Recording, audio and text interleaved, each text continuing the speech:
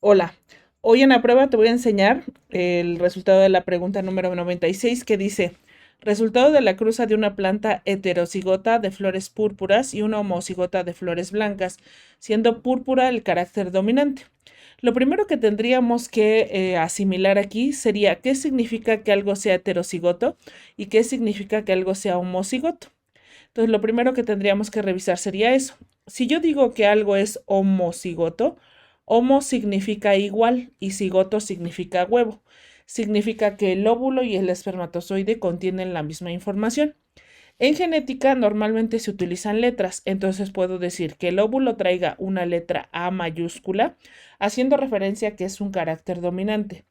Un carácter dominante es aquel carácter o característica que se expresa en la primera vez o en la primera generación. Si el óvulo es una A mayúscula, entonces se va a unir con un espermatozoide que también tenga la misma información, o sea que sea A mayúscula.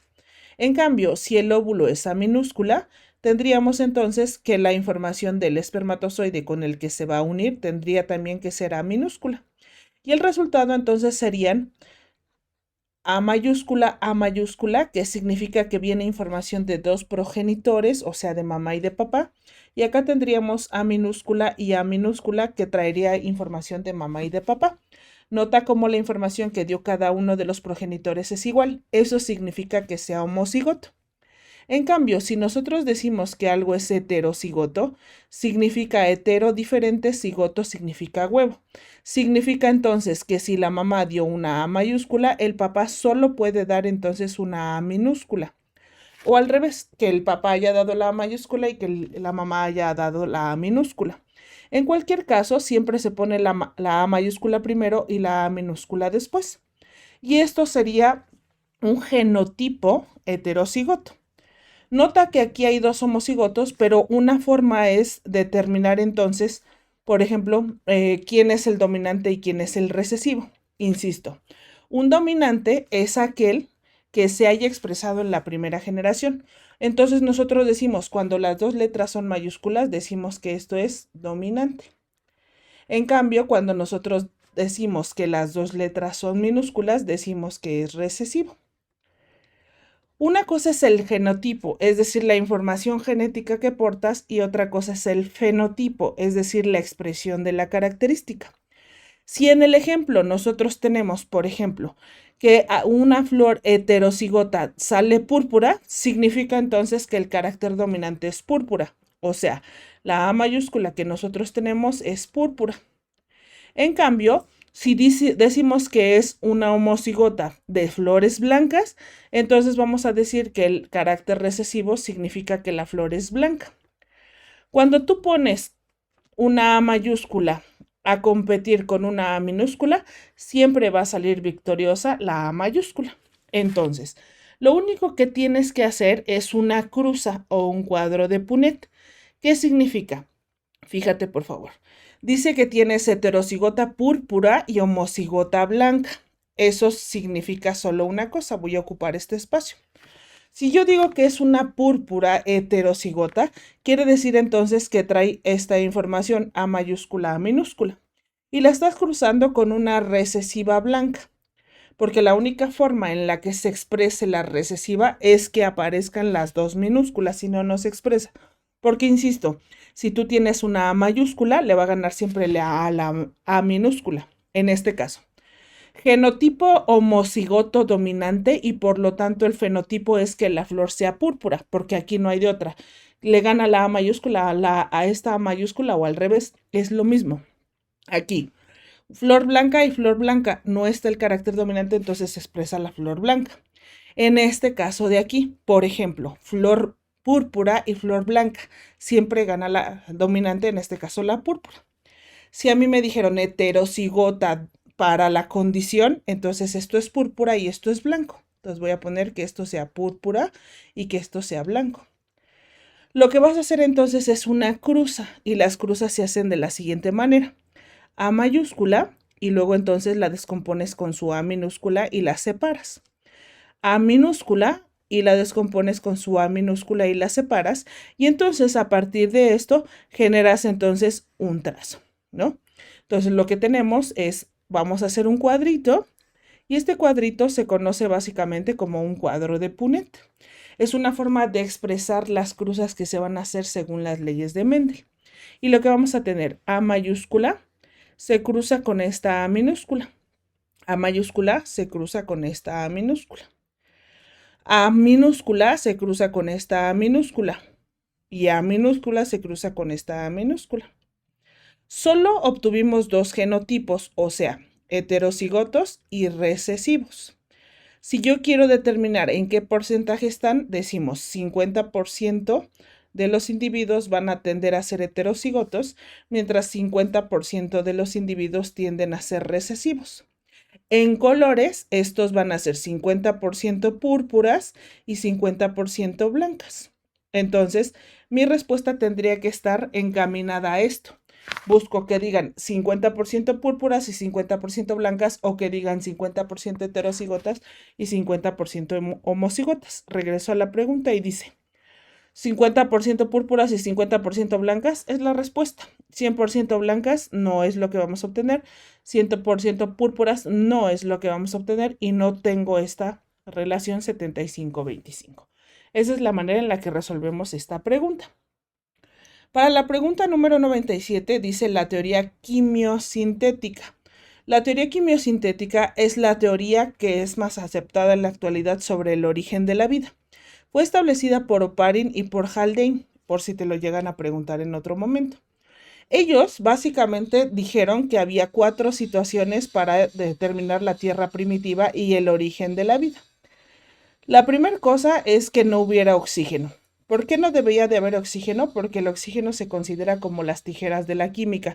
Entonces, cualquier cosa que quieras unir y hacer cada vez más compleja no se va a poder si hay oxígeno, porque va a empezar a romper todo.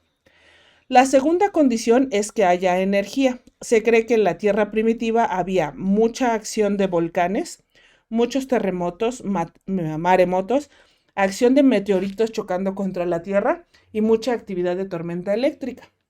La siguiente condición es que hubiera materia prima, o sea, que hubiera metano, que hubiera amoníaco y que hubiera óxidos de azufre, de carbono y de fósforo, por ejemplo.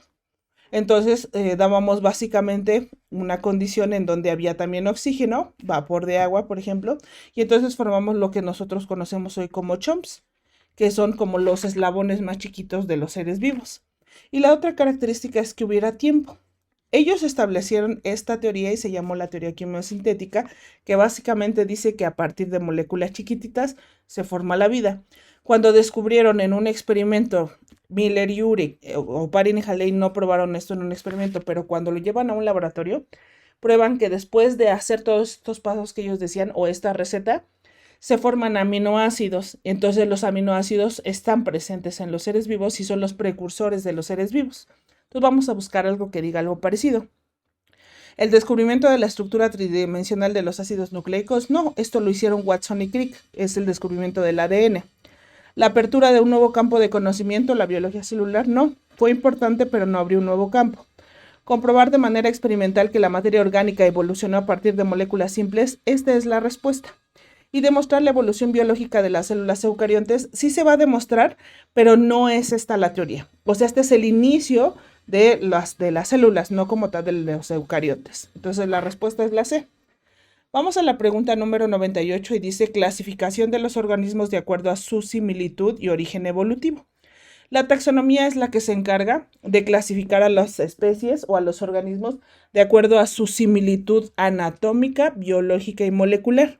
Y con base en eso, ir a buscar como sus relaciones de parentesco, o sus relaciones filogenéticas, o sus relaciones evolutivas. La ontogenia es una parte de la biología que recapitula básicamente el desarrollo y la evolución, y dice básicamente que la ontogenia recapitula a la filogenia. Es decir, decimos, el desarrollo del individuo habla acerca de su origen evolutivo.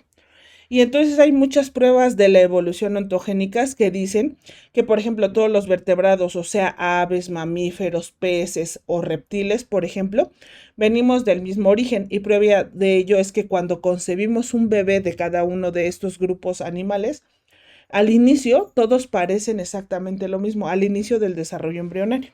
Entonces, la ontogenia hace referencia al desarrollo embrionario. La paleontología estudia básicamente los restos fósiles. Recuerden ustedes que un fósil no es cualquier hueso, sino es un hueso que se haya, digamos, conservado por al menos 10.000 años y que tenga vestigios de que hubo vida en el pasado. Y la ecología no es recoger basura. La ecología es una dinámica de energía, es decir, es ver cómo pasa la energía a través de los ecosistemas y entonces básicamente es termodinámica aplicada a la biología. La respuesta a la pregunta fue la A. En la pregunta número 99 dice, conjuntos de organismos de la misma especie, subrayo misma especie, que comparten la misma área geográfica. Y yo les decía, hay niveles de clasificación biológica y el primer nivel es la población. La población nos dice, misma especie en un mismo lugar. ¿Qué es la idea? Esta es la respuesta. Cuando tú ahora unes poblaciones, vas a tener distintas especies en el mismo lugar. Por ejemplo, población podría ser las garzas blancas de un pantano. La comunidad, que es esto que acabo de decir, sería las garzas blancas y los peces del pantano. Luego subiríamos a nivel de ecosistema. El ecosistema es la comunidad más el ambiente, o sea, los sistemas bióticos y más los sistemas abióticos, o sea, los seres vivos y el ambiente. Si unes ecosistemas, vas a tener como resultado biomas que básicamente están representados por tipos de vegetación, como el desierto, la selva, la costa, etc. Y básicamente eso es lo que tendríamos. Si yo quisiera que la pregunta fuera ecosistema, tendría que buscar que diga seres vivos y ambiente. Si yo quisiera que la respuesta fuera comunidad, tendría que buscar al menos 2 especies diferentes en el mismo lugar. Y la pregunta número 100, que fue también de las que nos faltó, decían, forman el primer eslabón en una cadena alimenticia. El primer eslabón van a ser los productores, que van a ser los que convierten la energía lumínica en energía química, o sea, los fotosintéticos. Después entonces llegan los consumidores. Y dentro de estos consumidores, pues vamos a tener varios, ¿no? Entonces, por ejemplo, tienes una planta, vamos a decir aquí, tenemos una planta, y entonces de repente llega un conejo, vamos a decirlo así. Pues no sé dibujar mucho, ¿verdad? Pero vamos a dibujar un conejo. Entonces llega el conejo y este conejo se come la planta, es el primer consumidor, vamos a decir consumidor primario o herbívoro. Luego entonces vamos a decir que a este se lo come, por ejemplo, una serpiente, ¿no? Esto parece más un dinosaurio que una serpiente. Y entonces tendríamos el consumidor secundario que sería el carnívoro. Por alguna razón estos dos se mueren y entonces llegan unos, vamos a decir, unos carroñeros. Y entonces estos carroñeros, por ejemplo, como los opilotes, sobrevuelan el terreno y entonces se comen a estos de acá, que sería el tercer eslabón de la cadena alimenticia. Y cuando todos estos se mueran, entonces van a llegar las bacterias y los hongos encargados de descomponer todo esto y reintegrarlo al sistema para volver entonces en el ciclo. Entonces, si a mí me dicen productores es el primer eslabón, consumidores es todos los eslabones posteriores, los descomponedores es el último eslabón y los depredadores básicamente están en esta zona, ¿no? Esta de aquí, el consumidor secundario. Entonces, esa es la respuesta. Nos vemos entonces en el siguiente.